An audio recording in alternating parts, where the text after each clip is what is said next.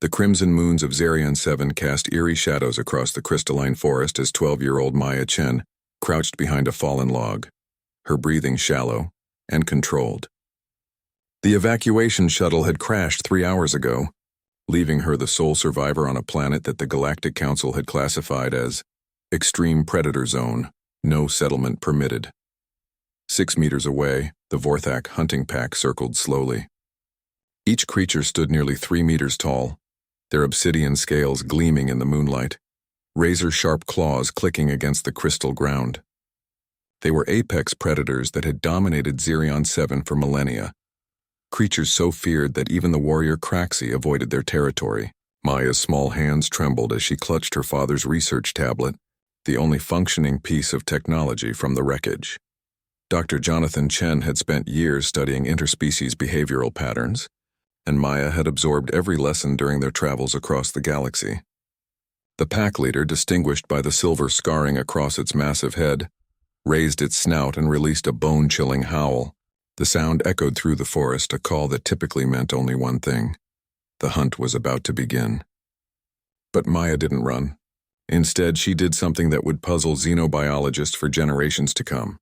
She stood up, looked directly at the pack leader, and began to sing. Her voice, clear and melodic, carried her grandmother's lullaby across the crystal formations.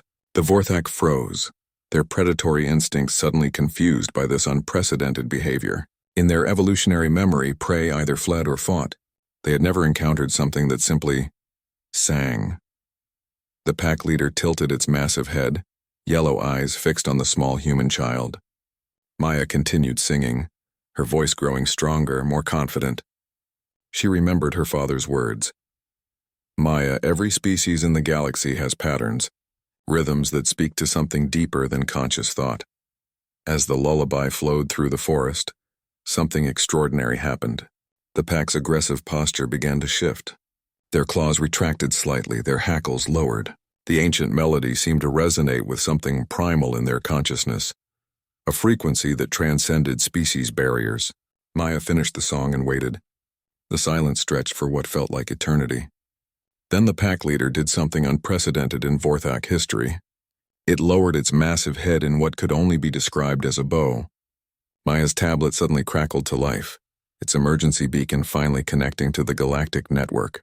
Within hours, rescue ships arrived to find an impossible sight: a human child sleeping peacefully against the warm flank of the most feared predator in the galaxy, surrounded by the entire pack in a protective circle. The rescue footage spread across the galactic networks like wildfire. Scientists, philosophers, and military strategists struggled to comprehend what they were witnessing. The Vorthak, creatures that had never shown mercy to any species, had not only spared a human child, but had actively protected her through the night.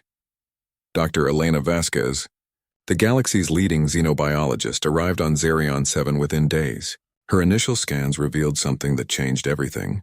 The lullaby Maya had sung operated on specific harmonic frequencies that triggered dormant neural pathways in the Vorthak brain, pathways connected to pack bonding and familial protection.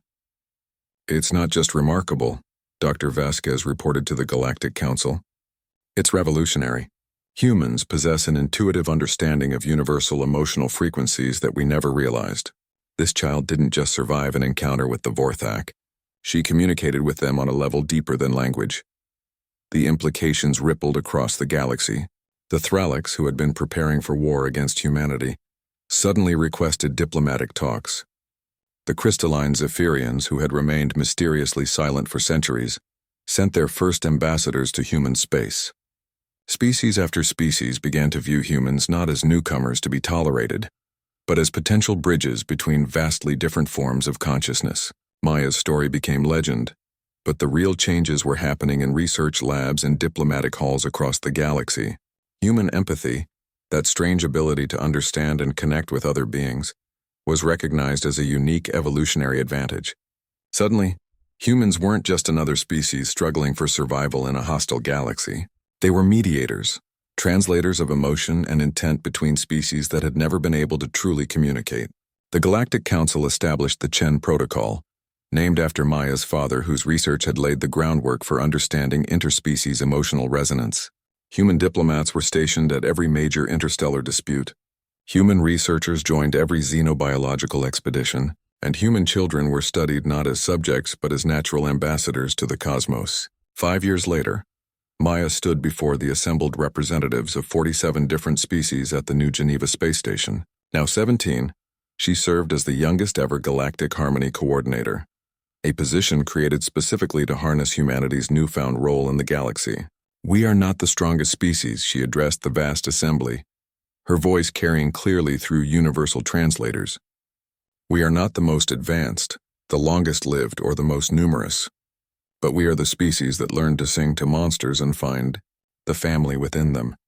The Vorthak delegation, the first of their kind to ever leave their homeworld, stood and released a harmonic howl that sent chills through every being present.